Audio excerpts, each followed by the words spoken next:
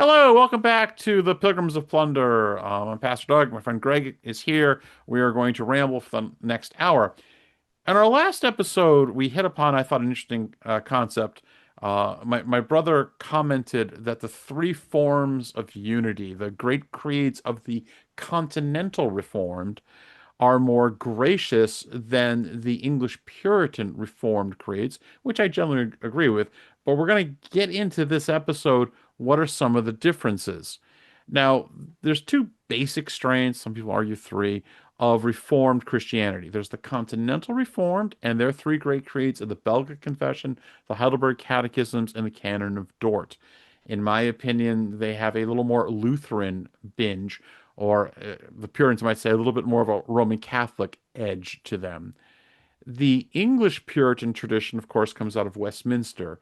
And so you have the Westminster Standards, most famously known for the Westminster Confession of Faith, the larger and shorter catechism, and other documents. And then you have kind of its children, the Congregational Savoy Declaration and the London Second Baptist Confession of 1689.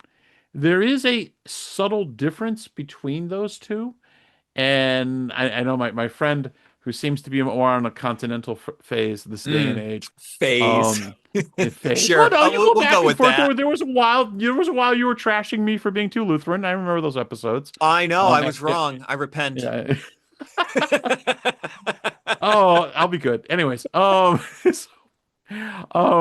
what are some of the differences? And I'm going to generally, I think, agree with your critique of the English Puritan tradition that maybe the Dutch are a little more grounded in church history, a little better, maybe understanding of grace, that the Puritan tradition tends towards pietism. But also, with your comment from the last time, I was pondering, are there some strengths to the Westminster tradition? And I think there definitely is. I am of the Westminster tradition because of geography. I'm a Congregationalist, so on and so forth, and we'll get into that. But I thought it'd be a fun episode just to discuss some of the differences. For those who are not heavy, those who are outside of these traditions or not really into the theology and history, they're going to see them like the same thing. What's the difference between baseball and softball if you're not a sports fan? They're the same thing.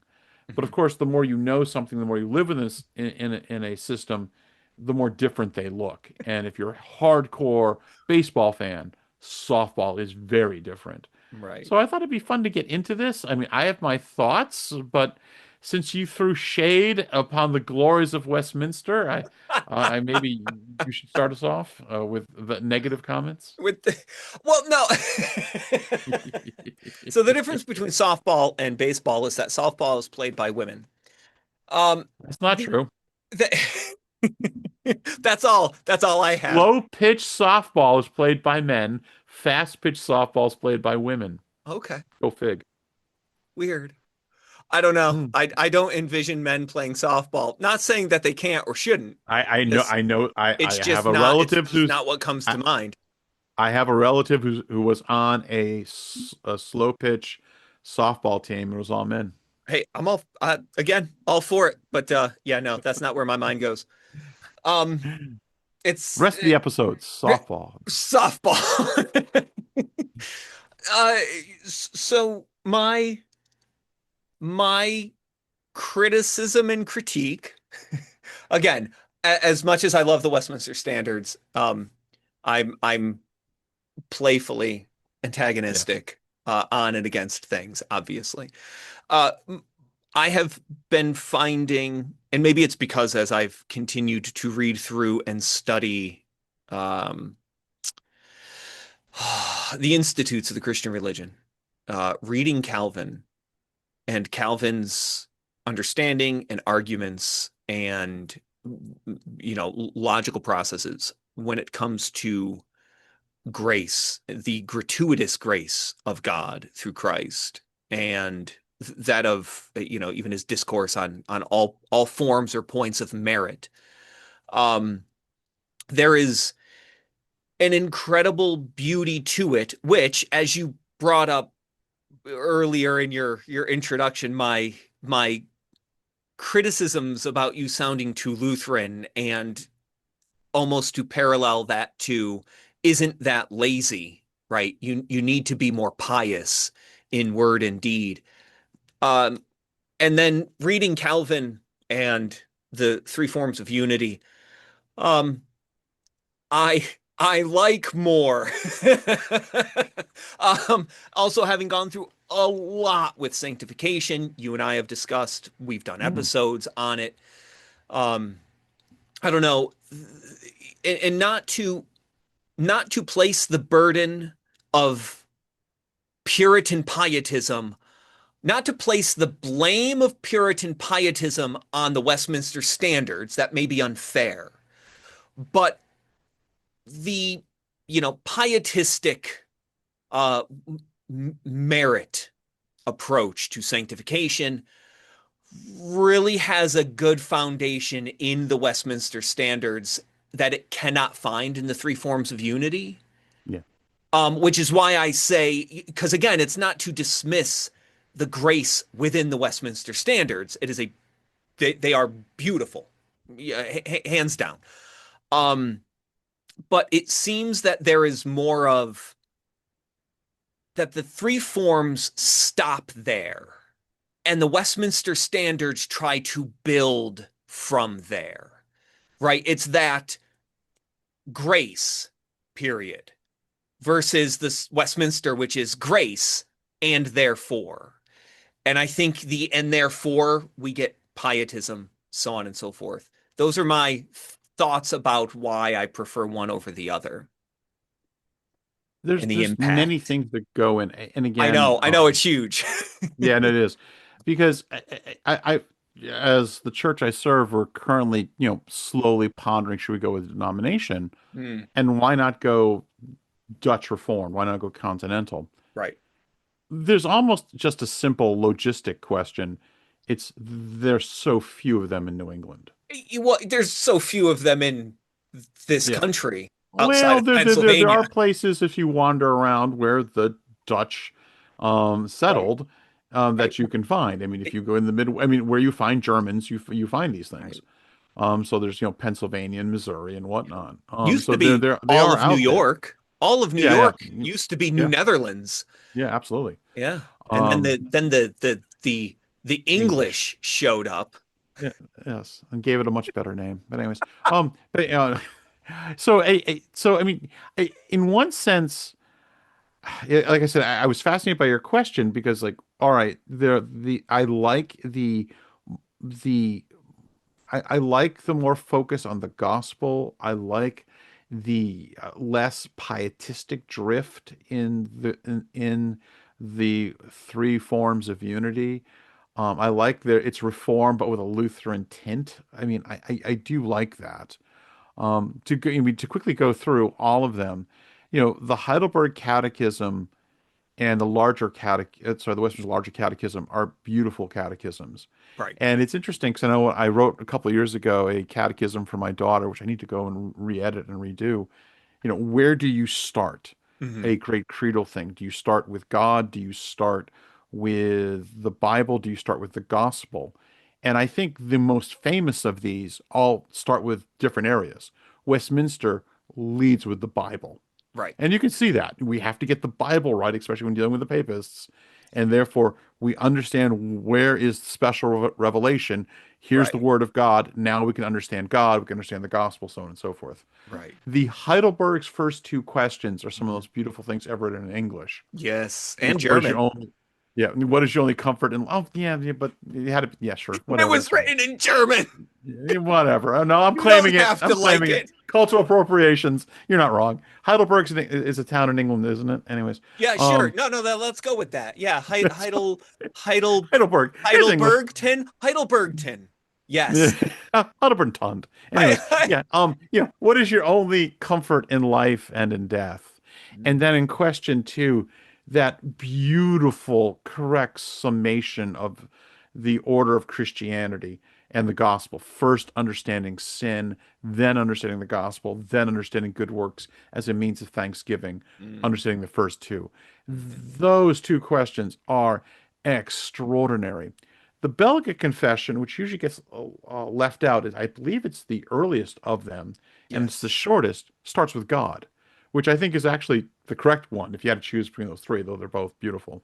And it's not a right or wrong necessarily, but it starts with God, like, okay, there is the I am, and now let's work those things out.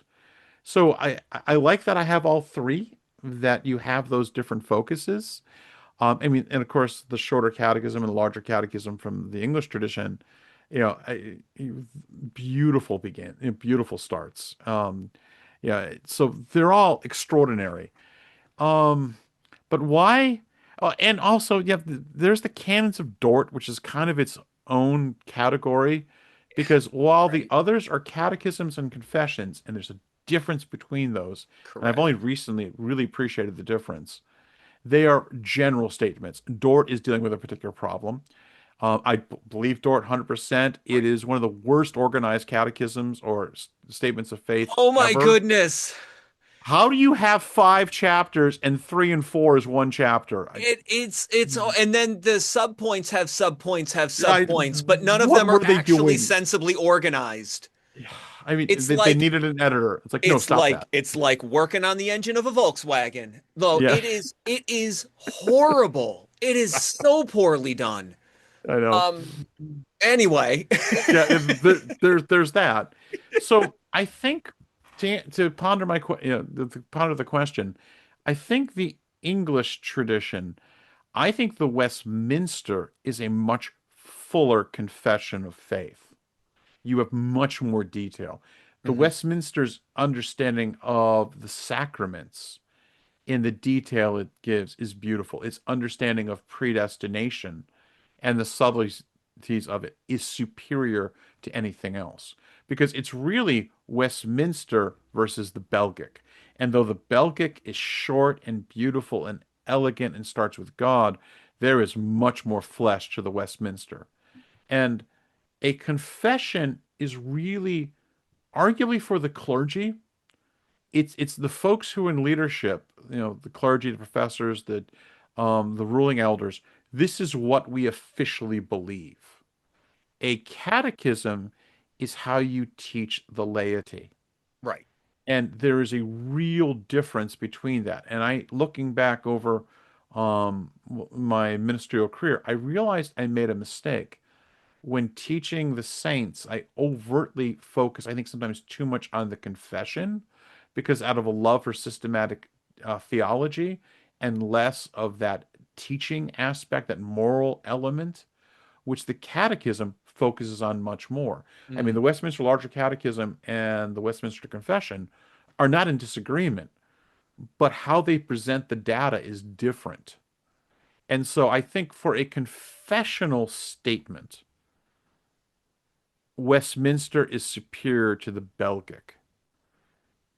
And I think and I'm not surprised the Westminster tradition, because your strength is your weakness, is much more systematic. So if I had to have only one systematic statement of official theology, give me Westminster.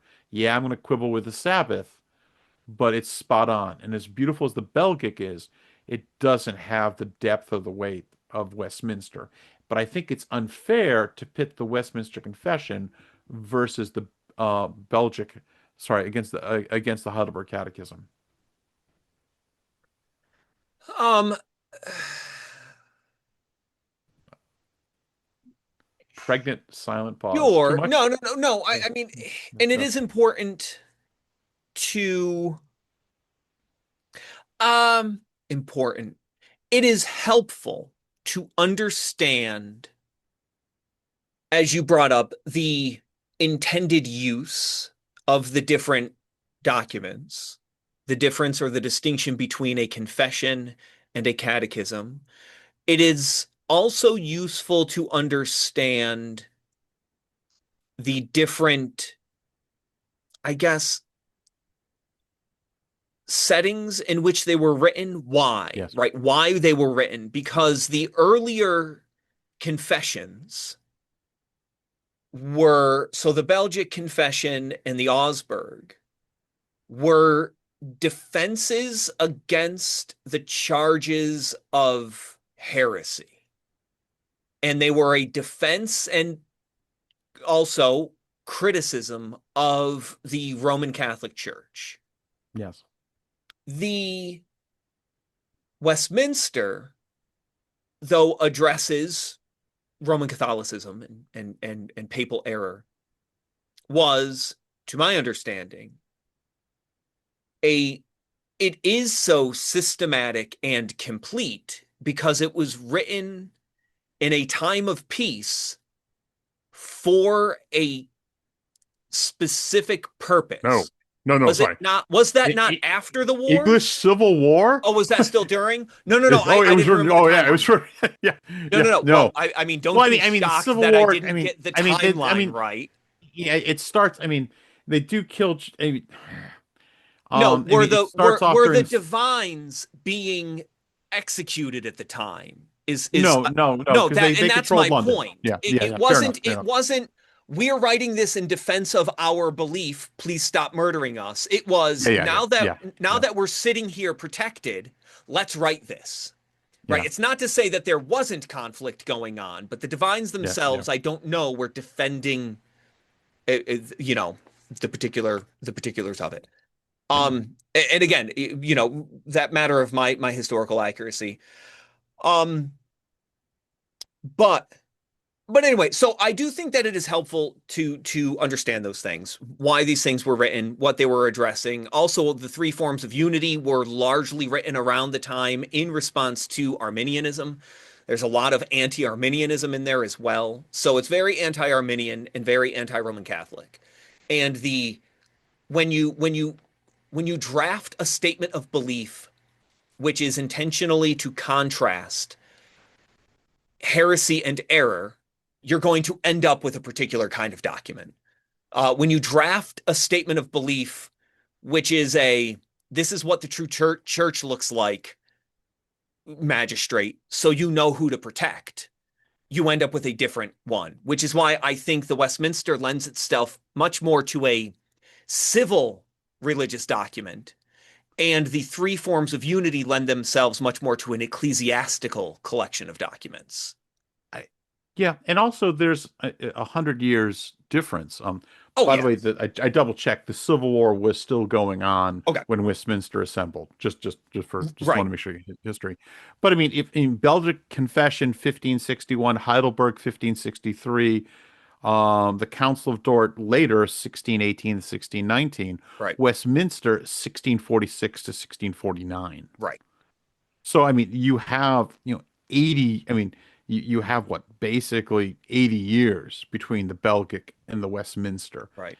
and you get into what's called Reform scholasticism.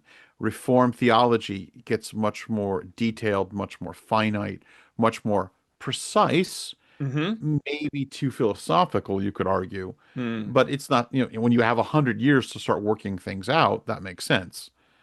And especially, the Belgic is 1561. I mean, that's still very close to the beginning of the Reformation, Right. the start of the Reformation. So I'm not surprised the Westminster tradition is much more systematic. Um, like I said, I think I do think, and again, I got to do a video on this one. I really like the idea of the difference between catechism and confession, and I've goofed those up again as my pastoral career. I think when you look at a confessional statement, which the Westminster is probably the most superior confessional statement out there. I can't think of one that's better. Again, the Belgic is beautiful, starts with God, and it's a nice summary. If someone wanted an introduction to the Reformed faith and was not well versed in all the technical terms, the Belgic is probably better than the Westminster. But if I was stranded on a desert island and only had one to study the rest of my life, it's definitely Westminster. It's longer, it's fuller, it's more thought out. It is superior. So I guess it's is the so the more fun question is there superiority of the larger or shorter catechism to the Heidelberg Catechism? I think though the Heidelberg Catechism goes into the law and does a there's not another thing came to mind, but not going off too much off topic. Though I think the Heidelberg Catechism does a great job on the law. I think the Westminster, except for maybe the Sabbath, is much more detailed. I mean, I like and they're fairly similar, but again, the Heidelberg is much shorter, but the Westminster, the scope of the Westminster larger catechism on the Ten Commandments is extraordinary. And for me, the Westminster larger catechism's best thing is its discussion of the law and especially the Ten Commandments. It is exceedingly beautiful. Can I be a can I be a snob? I uh I the let me I don't know. Is the verbosity of the Westminster Catechism compared to the Heidelberg? And I don't I'll think Westminster's verbose. I mean, no they no have no the the length. short. Yeah, No, you said it is more detailed. yeah, absolutely. Detail, Yep, yep, yep. resolution, verbosity. Um, is there legitimacy in the claim or the charge then that such pursuits might encroach upon the secret things of God? And that the Heidelberg is less specific by design because there are mysteries that you allow to remain mystery rather than analyze and explain and account for all matters. And this is a sort of broader question, and I don't necessarily have a one way or the other answer. But that is a sort of if you will, a common modern charge between Lutheranism and Calvinism. And by Oh, Calvinism, absolutely. I mean actual Calvinism, not Western American Yeah, Calvinism equals tulip. That's I mean like as systems of worship, because over in not America, you have Lutheranism. It is a system of theology and worship. And you have Calvinistic churches, which are a system of worship and theology. But one of the sort of charges against the later Calvinistic traditions is that we go too far into dissecting all yes, aspects of the Christian religion. yes. And so that's one of my right. Like I don't disagree, and obviously we're doing as a family devotion, Johannes Voss's commentary on the Westminster Larger Catechism, Amazing. and it's phenomenal. The Yes. things that are in that I'm like I never understood that. I never looked at it that way. That's like Yeah. mind blowing, right? So I think it's definitely an amazingly beautiful work of the Christian religion, and with incredible value. But and again, maybe this is that I don't know. Having lived in that much more Westminster Reformed, Yeah. somewhat Puritan, right? Because we're this side of the Reformation now.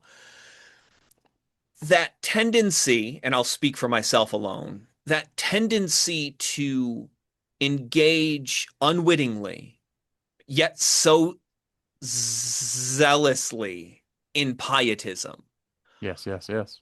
to the point that there is almost a rejection or mockery of the much more lazy Lutheran approach to the faith. You know, Yes. like and I find myself in there, and I've certainly gone there, and there are a lot of things that I have Yeah. identified. And again, not to put the blame on the Westminster Standards, but Yes. it's one of those, as with all things that solve problems, they create new ones, right? Yes. Um, and maybe that's why it's such a blessing that we have the Westminster Standards and the three forms of unity, you know, Exactly. Yep. and there Yeah. is therefore is the is the wisdom of this not to implicitly adhere to one at the cost of all others, Yes. and not even to say, yes, well, these were the older documents which and therefore we like them because they were the predecessors to the finished product, but Yeah. instead say the Westminster Standards are not a finished product, though they accomplished many beautiful things. They, as they declare themselves, are the works of men and therefore can err.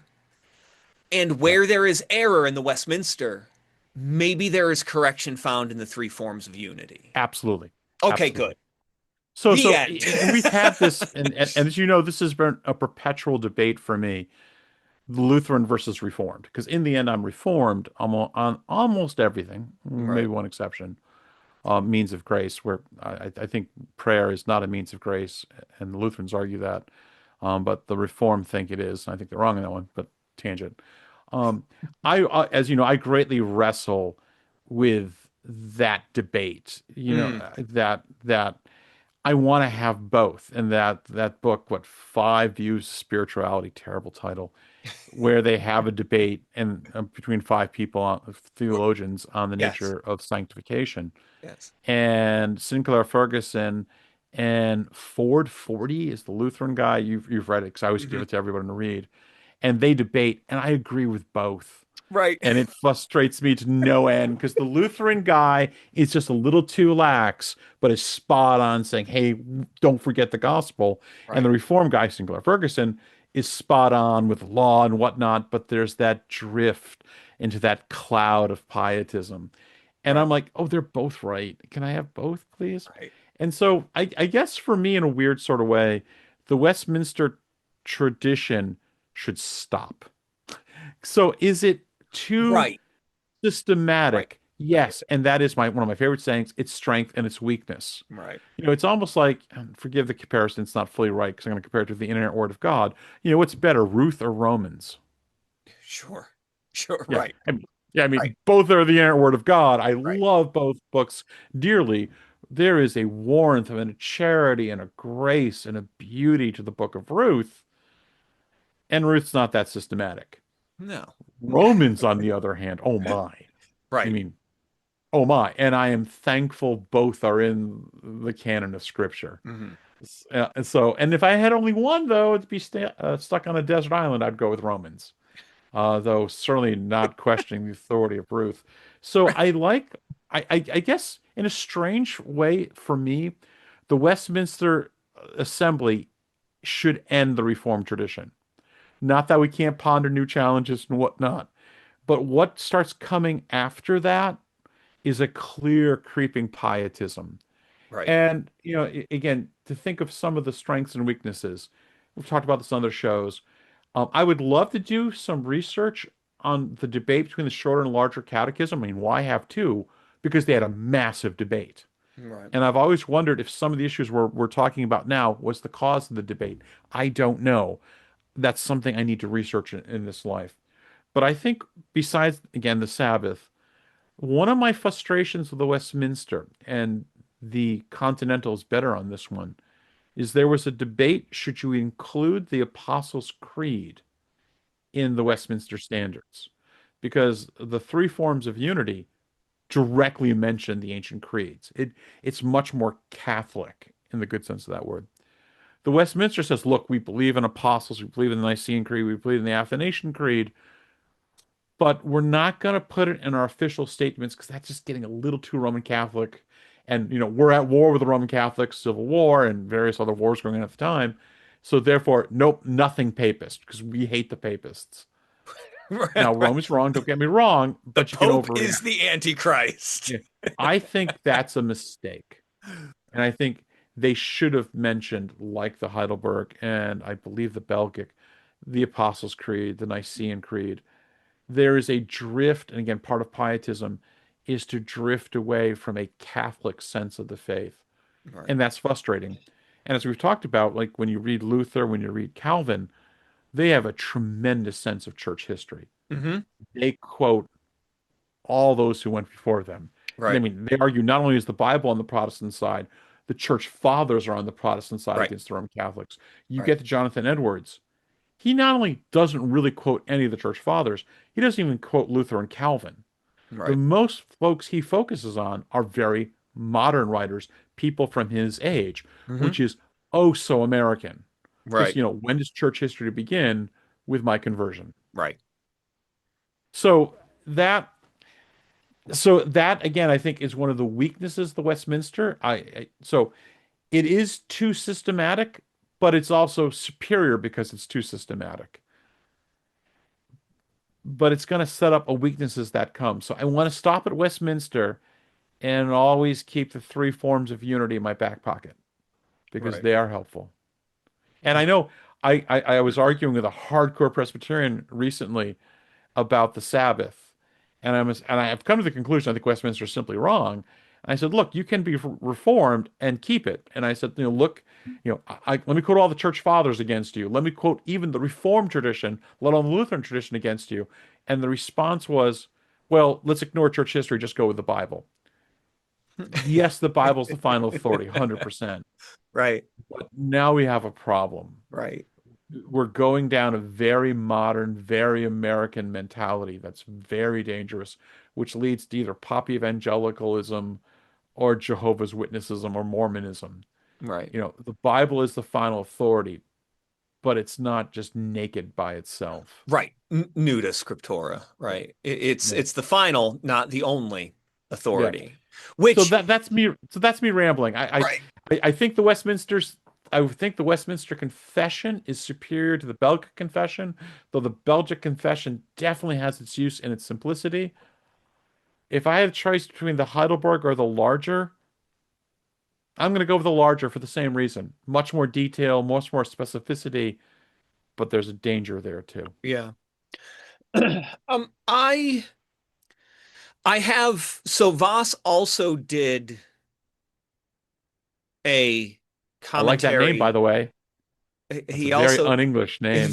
he also did, if I'm not mistaken, and I may be misremembering, um, because I'm really good at not remembering things correctly. I think he also did a uh, commentary on one of the others, and I have it on my things to purchase and do after we're done with the uh, the one that we're currently on.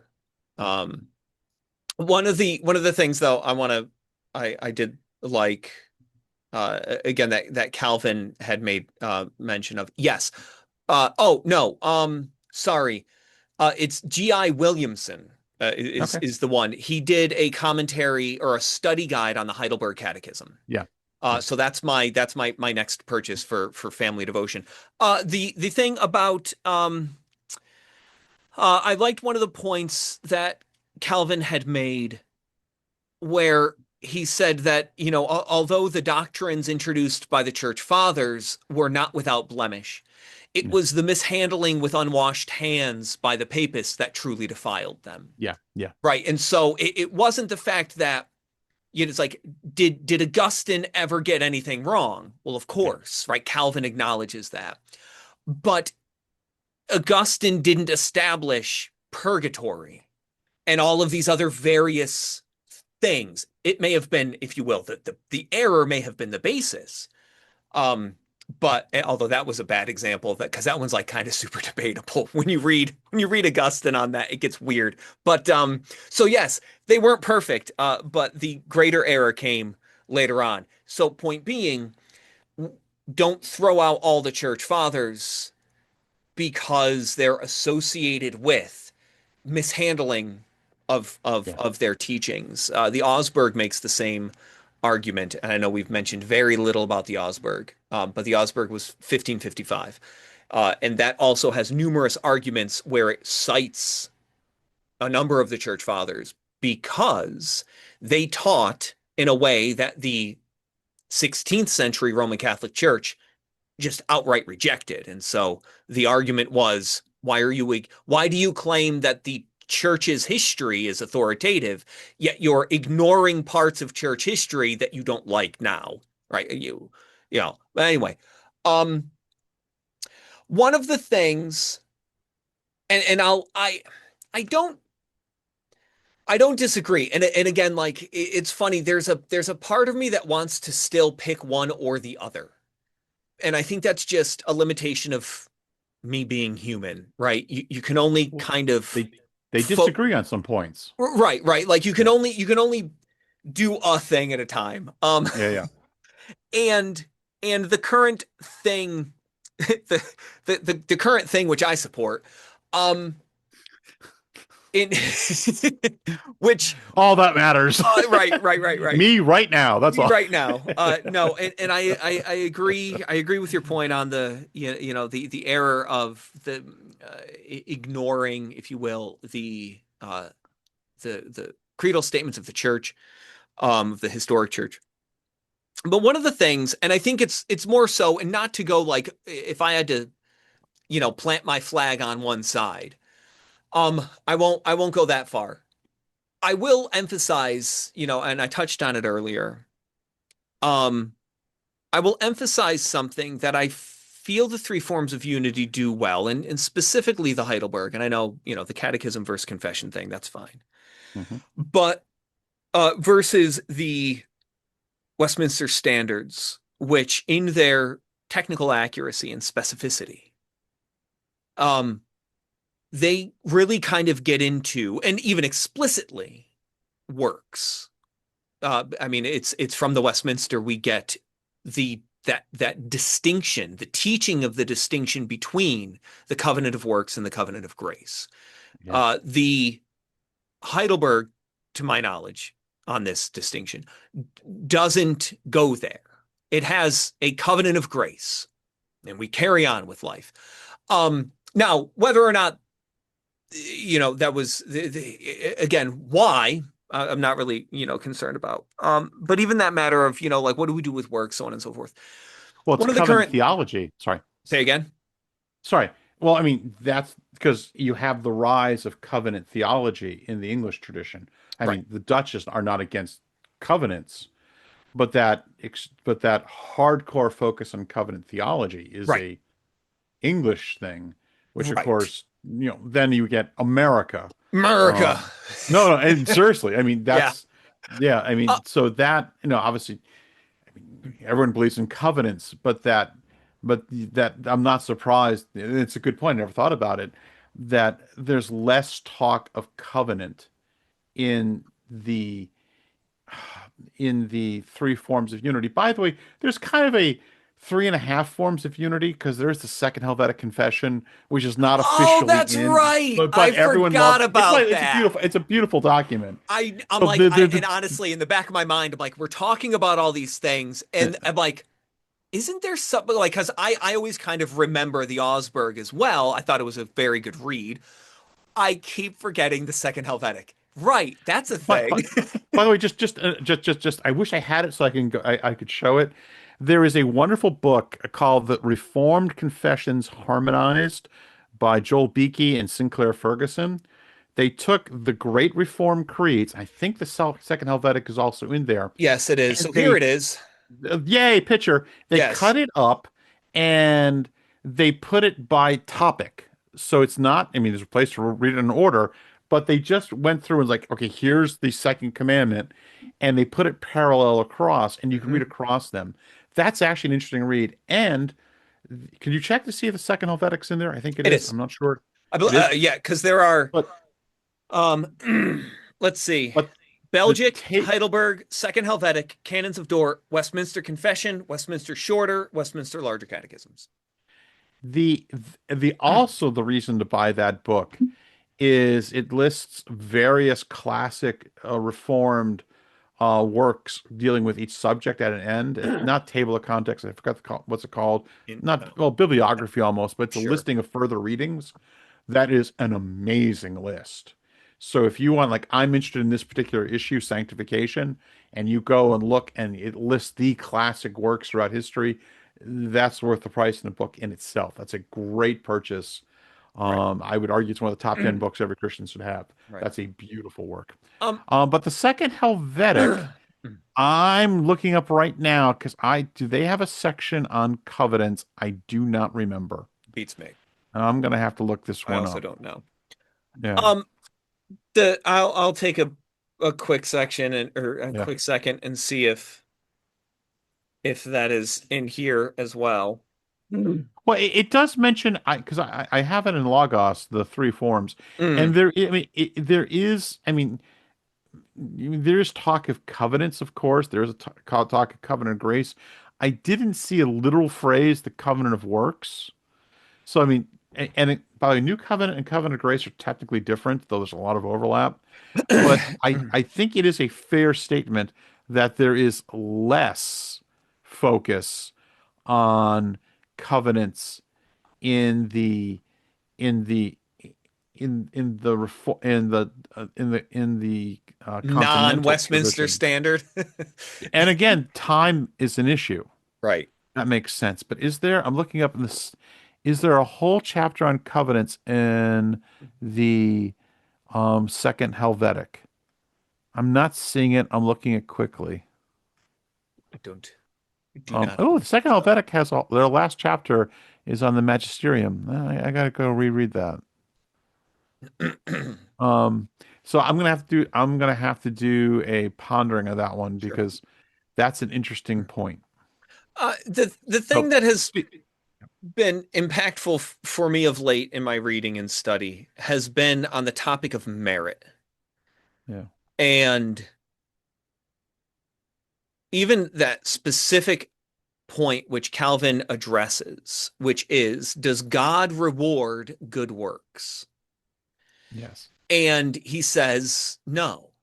And he argues from Luke that we are unprofitable servants, that we are not rewarded for our good works, that anything that comes from us, whether it be justification or sanctification, since those two cannot be separated, since both are found unified in Christ, and Christ is in us, Christ is our wisdom, sanctification, justification.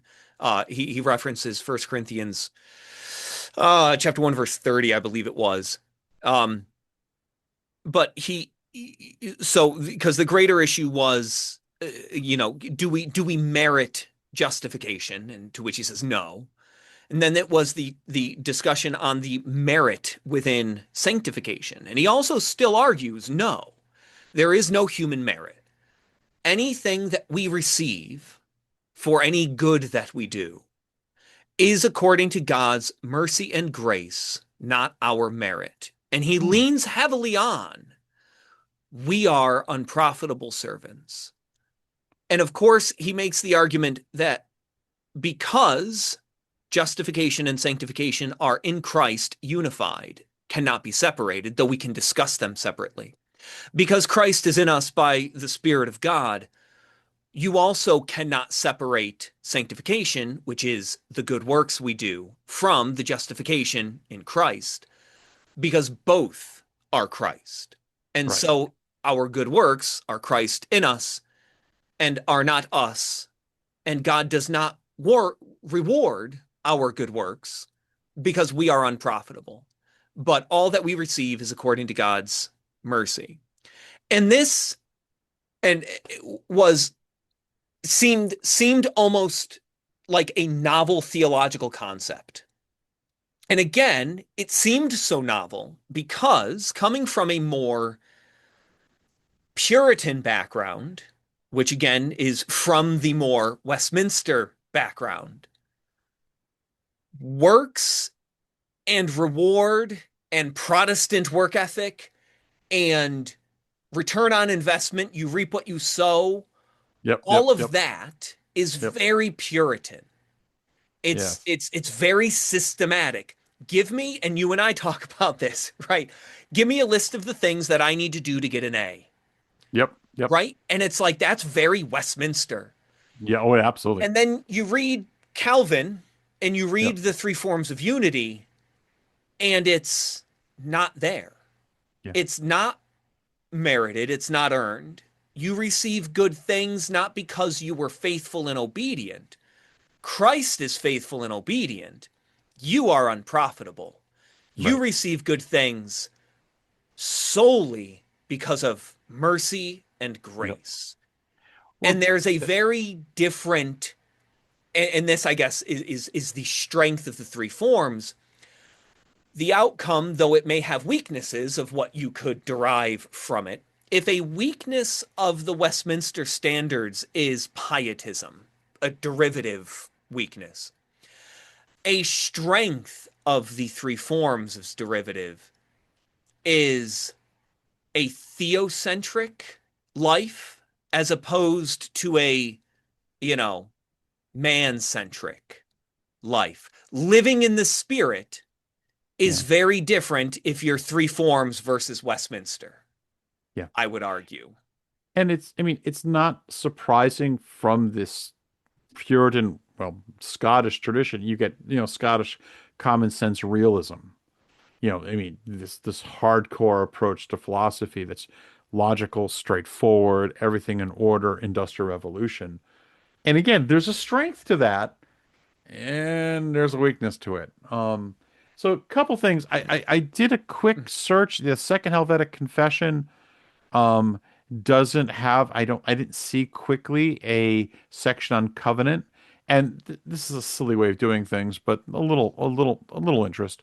It uses the word covenant 6 times. Mm, I did a search of just my collection of historical creeds and confessions, and that focuses on more on the Continental.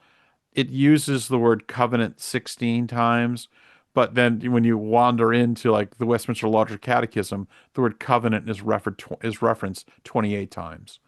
And again, that's not surprising that covenant theology, for good and for ill, becomes more focused in the Westminster tradition.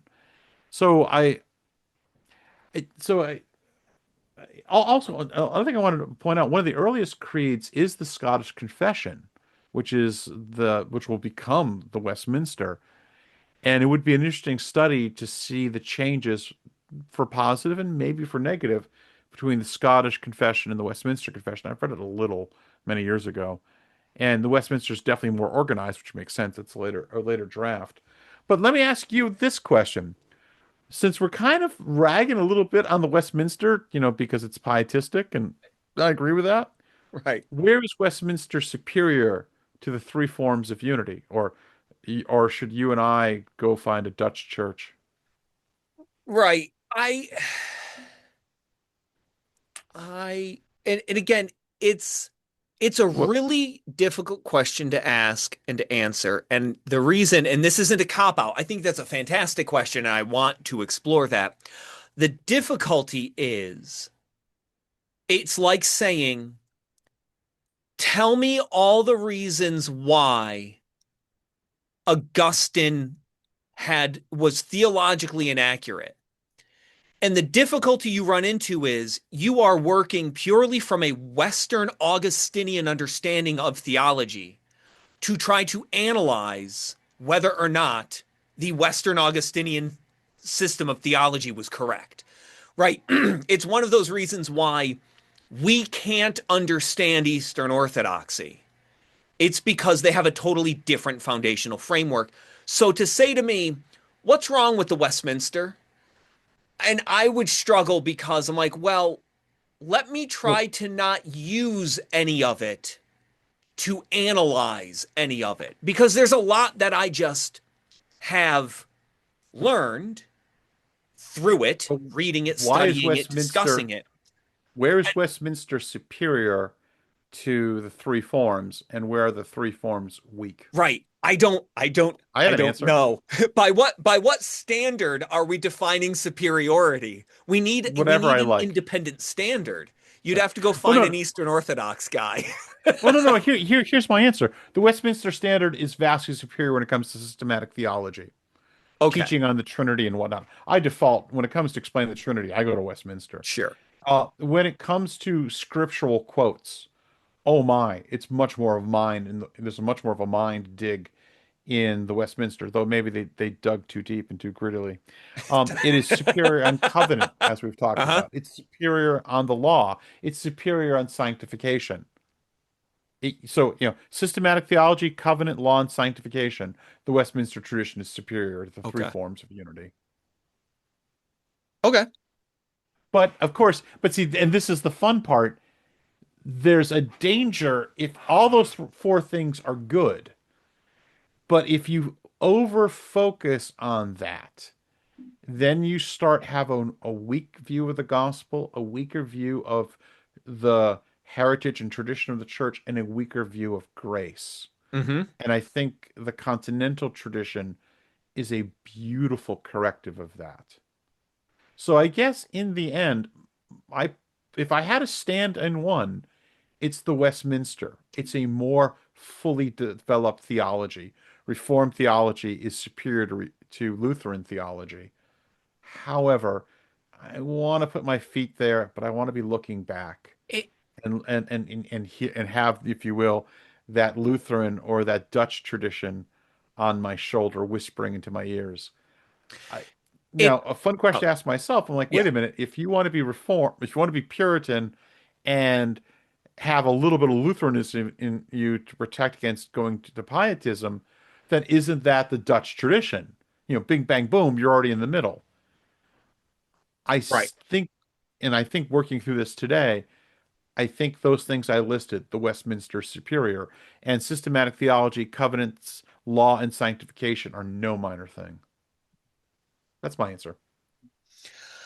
I I feel that this is, as I fumble around on camera trying to get something plugged in, I feel that, and I don't know, this may have nothing to do with anything, but I I have this strange parallel in my mind about this debate, and it's not really fair, but maybe it's categorically the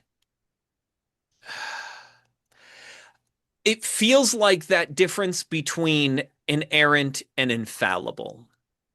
That the Westminster attempts to be inerrant, Mm. highly technical, highly accurate, Yes, yes. whereas the three forms are more concerned with infallibility. It's not perfect, it's not exhaustive, but Yeah, it cannot fail. And I wonder if, again, in the I support the current thing of the current moment for me, like I wonder if I find myself gravitating a bit more to the three forms because of my also current struggle that I am 100% behind the infallibility of scripture and that it cannot fail, the infallibility of the Holy Spirit, that he cannot fail. But I am really skeptical of at least the modern concept of inerrancy and what we do with it, where it came from, what it does. yeah. And I kind of, again, maybe I'm just being lazy. Maybe I'm getting tired of arguing in my old age. But there is a restful peace in Yeah. the grace of the three forms. And there Yes, yes. seems to be a constant, almost almost Ben Shapiro level debate in the world of the Westminster and Yeah, subsequent let's yeah. figure it all out, let's prove it all out. We can understand everything, right? And again, not saying that that was what the Westminster did or sought to do, It's but going like, down that road. Yeah, yeah. right, I just feel it is, and again, it's all personal and subjective, right? I'm not, Yeah, yeah. don't, I'm Well, I'm it's not authoritative on this, but it's just like there is a peace in I don't know, I don't know. That's it. It's well, infallible. I trust again, it. it's why I want, as always, a part of my soul, to have a Lutheran sliver, because Right. I think that's where the correct weighing out of things happens. I was thinking as you were talking, asking myself, and I'll ask you this question. you asked, like, we both, like, are there places where the Westminster we disagree with? I disagree with the Sabbath and disagree with the government section, though that's a long conversation because there's different government because sections America. because America. Um, is there any place ignoring the I mean, I agree with the Dort, but Dort's so poorly organized. Is there any place where I disagree with the Belgic or the Heidelberg?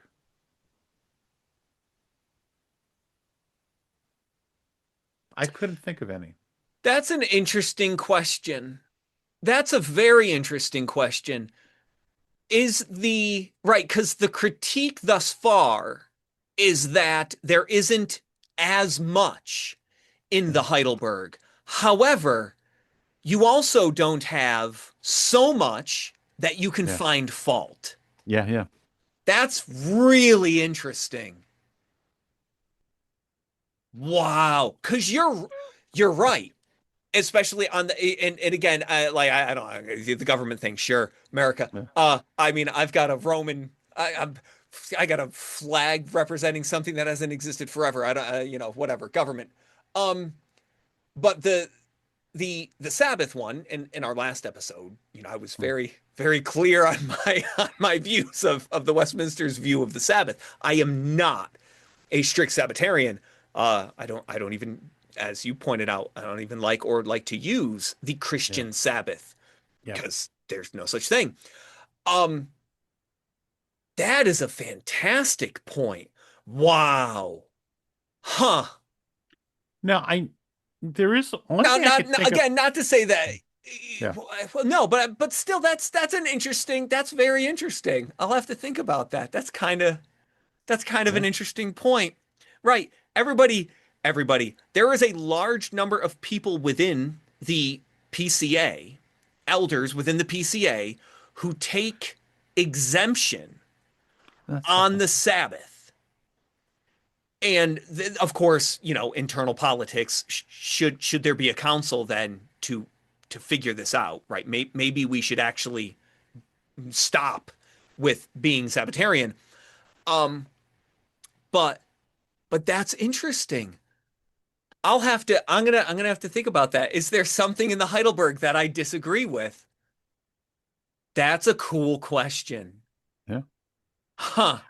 Well, there is a section And therefore in the Dutch. Belgic about the magistrate, and I don't remember it. It's actually interesting. The very last article. Well, not the last article, because I was going to say that it would be the end. We don't end with the end times. We end with government. Well, I that's the need. same thing. You're right. I need to go in its article. Roman numerals always fun. 36. I need to That's go reread the Belgic on government. And I'm wondering if I would. It's very short. Again, that's I think its beauty. But am I willing? Because we're heading towards the end of here. Because we do mm, want to try to do two today. I want to go read the Belgic Confession statement on government, on the magistracy, the magistrates. I wonder if I'm going to agree with it or not fully. So that's going to be an interesting one.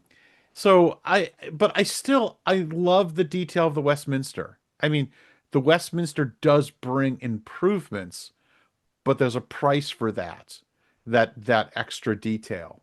So I think it would be far poorer without the Westminster. If you forced me, I could only have one or the other. Like you could only have one. You can't go read the other for whatever sure. reasons. In a non-existent scenario, Yeah, right? Yeah, sure. go Like ahead. I would go Westminster. I'd take the Westminster Standards with me and then say, well, yep, they got a few things wrong. As Yeah, opposed to the three forms, like for sake of argument, if I agree with the government section, I gotta go read that sure. again. Yeah, I agree with it, but we're missing something. But that's so I guess that's the strength of the Westminster, but there's a price for it. But we're missing something. That's interesting. And again, I don't I want to ponder that because it's not a new statement or a new question right now. It's I think that it's a good thing. It's also somewhat difficult or problematic, that mentality of it's missing something, right? Because you may be 100% right, and we could objectively prove Yeah. that. The the weakness to that statement is when you full on buy into the idea they didn't go far enough. And then you come up with the very comparatively modern concept, Yeah. Yeah. always reforming, Yep. Yep. right? Yep. Yep. Which interestingly enough is Dutch, right? There was Lodenstein. We discussed that before. Yes. He was really the father of the Yeah. Reformed Church must always be reforming. And And there's some truth to that. Yep. that was the beginning of move away from reforming the church, the worship of God, and make sure that the congregant is personally and individually reformed. And that shifted. And so you have that mentality. The early reformers didn't go far enough. And then you end up on that 5-year plan to the Soviet utopia mentality. If we could just figure it out, we can bring about the second coming of Christ, heaven on earth, Christian nationalism. The Westminster is America the foundation post-millennial. of No. dominionist Yeah. theology. No, I'm Yeah. kidding. No. You're not wrong though. There is this. Yeah, because again, Scottish realism philosophy, if we can just figure it out, Right, and we can have the shining city on a hill. right. Which was America. Exactly. And a Yep. lot of blessings have come from that too, Oh, by the way. again, well, I mean, Yeah. like I say, there's a Yeah. lot of blessings that came from, the expanse of the Roman Empire, which was a horrible and pagan empire. But, Well, God also, uses, God yeah, ordains and uses things for his there glory. was a real blessing from the English side, the Puritan side, of bringing the gospel to the world. Oh, of Um, course. so there's that. Well, question. We are at the hour mark, and Good. We'll conclude. well, let me ask you this Oh, for the next one, hmm. which this is even more exciting than what we usually do. I'm tempted to read the Belgic Confession on the magistrate, and do you want to talk about it, I or do like you? I like ancient theological political theory. So let's Ancient. because I like because the medieval and uh Renaissance. That's right. well, 16th century is the Renaissance. Well, there was a it's Renaissance. towards the What's end the of the 16th Renaissance. There's a debate century? how you date it, but it's interesting because like the oh, what's it called? What the Lutheran one's called? The Augsburg. The But no, Augsburg. no. Oh, Together they are. Oh, come on, Doug. Lutheran? The Book of Concord, which is their Oh, collection okay. of I'm their like, they're yeah, Lutheran. Oh, what yeah, do they have? but if Got it. you Okay. there in the Book of Concord, there are awesome quotes that savage the Christian nationalists because they have a strong understanding of the two kingdoms, Mm. and that just like, yeah, that's Catholic or something. I don't know. But I really want to read this civil government thing. Do you want to just, I'll read it for the next episode and we interact with it? Sure. I So, haven't read it I haven't read the Belgic in a while. I'm so, all for it, right? Because they do have it's Article 36, right? it's the second last one. So Right, let's do civil that. government. So Okay. we'll do that for our next episode. So Okay. after this is very interesting. I am a Westminster man. However, Uh, the Westminster is their strength is their weakness. right. And I think the correction of that is not trying to forge forward to find even a more perfect sense of correct, detailed, systematic doctrine, Right. but to look backward and appreciate the Continental tradition, both Lutheran and the Dutch Reformed. Can you That's where I'm at, and I'm happy with that. can because often, I mean, if you want to talk about analysis and breakdown and study, Calvin's the example for that when it comes to theology. However, because of that, I would think he's often associated more closely with the Westminster, and probably for other reasons. Can you be continental and Calvinistic, or do you have to be Sure. Westminster? Because the answer is yes, because you have the thing we haven't talked too much about, the Canons of Dort, which is, R- of course, right. Reformed theology in its black coffee way, all the way. Um, Right. I mean, because like I love me some Calvin and Augustine and Luther. yeah, I really do. me too. But I is the Westminster tradition more Knox than Calvin? and this is my question because as I read Calvin, he sounds very continental. At least my understanding of continental reformed magisterial. Oh I mean, yeah, he obviously was magisterial reformed, as yeah, was Luther. But like when you read Calvin and you read Luther, and to your point about Concord, like these are some of the least civilly concerned theologians, right? In a we should labor for civil kingdoms sort of a sense, though they comment on it. I don't know. I bring that up because in to piggyback on your statement of that you are reform Westminster. I don't know anymore. As I mean, I love the studies that I do and all of the things, yeah. obviously. It's not either or. I know it's not an either or, but like Yeah, even when you're saying if you could only bring, the Westminster yeah. Standards or the three forms of unity, I'm not as I'm not as gung ho as you on that one. Um, I don't know. I like the three forms, except for that one part about the salvific baptism of infants from the Canons of Dort. Other than that, I'm all That's it. Yeah. other than that Just one yeah. weird point made in the But Canons of but Dort, I'm would all you for the three forms and of we do unity. have to wrap. We do have to end All right, just no, to no, be on no. That's schedule. it. I'm No, done. but I'm good. That was all all. right. I'll Thank you. just one last thought. You do your thing. Yes. I don't. It's one of those things. Yes, there's a beautiful simplicity to the to the Continental, but would you miss the Westminster without realizing? I mean, oh, there is so much more detail. There is so much more focus on the law and the covenant. I do miss that. Is it a case of the grass always being greener on the other side? Mm. We're looking at where the Westminster tradition probably went wrong, and we're like, oh, they're better.